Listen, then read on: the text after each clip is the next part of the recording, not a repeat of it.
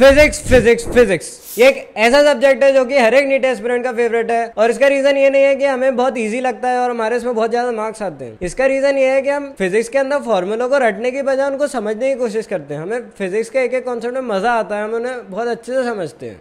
गलत बोल दिया।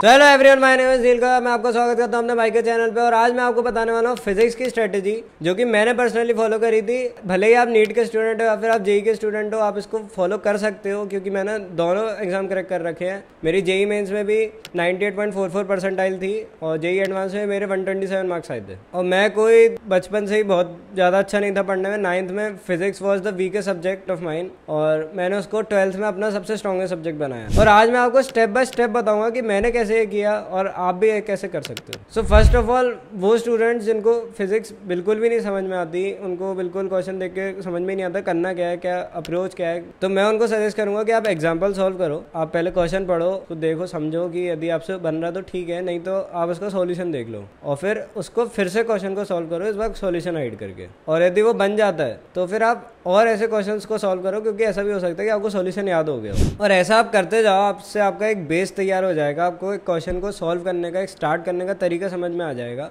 एंड इसके बाद मैं आपको दूंगा अपनी सेकंड टिप, जो कि इस वीडियो की दी मोस्ट इंपॉर्टेंट टिप है। वो ये है कि फिजिक्स में फॉर्मूलों को याद करने की बजाय फिजिक्स को समझना सीखो। कोई भी चैप्टर सर पढ़ा रहे हैं तो उसमें ये मत सोचो कि ये फॉर्मूला है, इसको मैं याद कर लेता हूँ, इस क्वेश्चन में ये वाला फॉर्मूला लग गया है, इसको मैं याद कर लेता हूँ। ये बिल्कुल भी नहीं करना है। हमें समझना है कि कैसे क्या हो क्या रहा है, क्या चल क्या रहा है वहाँ पे। और इसको मैं अपने एग्जांपल से समझाता हूँ। मेरे सर कैपेसिटर पढ़ा रहे थे क्लास में। अब सबको पता है कि भाई CV इक्वल्स टू Q, और वो सीरीज में लग जाएगा, पैरेलल में लग जाएगा, सब फॉर्मूला सबको समझ में आते हैं, कोई दिक्कत नहीं है, सबसे सर्किट सॉल्व हो रहे हैं। अब एक क्वेश्चन आया कि कैपेसिटर और रेजिस्टेंस दोनों सीरीज में लगे हुए हैं। अब ये सर ने पढ़ाया नहीं था हमें और ये होमवर्क में दिया था। तो क्योंकि मैंने कैपेसिटर को अच्छे से समझा था, उसको याद करने की बजाय मैंने समझा था कि हाँ भाई क्या चल क्या रहा है, मैं उस क्वेश्चन को सॉल्व कर पाया और मेरा आंसर बिल्कुल सही आया। और मेरी 52 बच्चों की क्लास में हमारा टॉपर बैच था, उसमें केवल 2 बच्चे थे जो उस क्वेश्चन को कर पाए थे, मैं और मेरा दोस्त। और हम दोनों में यही सिमिलैरिटी है कि हमें फिजिक्स में मजा आता है करने में और हम हर चीज को समझ के करते हैं। और ये चीज मैंने एक बार नहीं करी, मैंने आगे भी कई बार ऐसा किया कि सर ने कोई चीज नहीं पढ़ाई है, मैं उसके क्वेश्चन सॉल्व कर लिए पहले से ही। और ऐसी एक चीज मेरे साथ हुई थी। हमारे सर ने एक मिरर की प्रॉब्लम कराई थी रे ऑप्टिक्स में। वो सर ने बहुत अच्छे से समझाई थी, लेकिन कोई फॉर्मूला नहीं बताया था उसका, तो थोड़ा उसको डिराइव सा करके थोड़ा टाइम लगता था उसमें, और फिर वो क्वेश्चन होता था हमारा। तो मैंने टाइम बचाने के लिए एक फॉर्मूला खुद से डिराइव कर लिया। और फिर मैं एक दिन ऐसे ही डाउट पूछने गया था, तो मेरे को घर जाना था, तो वहाँ पे 4-5 बच्चे खड़े हुए थे जो वही सेम मिरर वाली प्रॉब्लम सर से पूछ रहे थे और फिर थोड़ा टाइम लग रहा था। तो मैं वहाँ पे गया, मैंने सर से बोला कि सर ऐसे मत करो, इसमें बहुत टाइम लगता है, आप तो ये फॉर्मूला है इसको लगा दो, हाल 1 सेकंड में आंसर आ जाएगा। फिर सर ने उसको फॉर्मूले को देखा 10-15 सेकंड, उन्होंने बोला हाँ ये तो सही है। और ये काफ़ी बड़ी चीज़ हो जाती है कि तुम अपने टीचर को बता रहे हो कि सर ये फॉर्मूला लगा के आप ये क्वेश्चन कर सकते हो। और मेरे जैसा बच्चा जो कि 9th में बिल्कुल 0 था फिजिक्स में, वो ये कर सकता है, तो आई एम श्योर कि आप भी कर सकते हो। और अब जब तुम सब कुछ समझने लगे और अपने टीचर को फॉर्मूले वगैरह बताने लगे हो, तो here is my third tip, जो कि बहुत कंट्रोवर्शियल लगेगी। और वो ये है कि आपको हर चैप्टर के फॉर्मूले याद होने चाहिए। और इसका रीजन ये है कि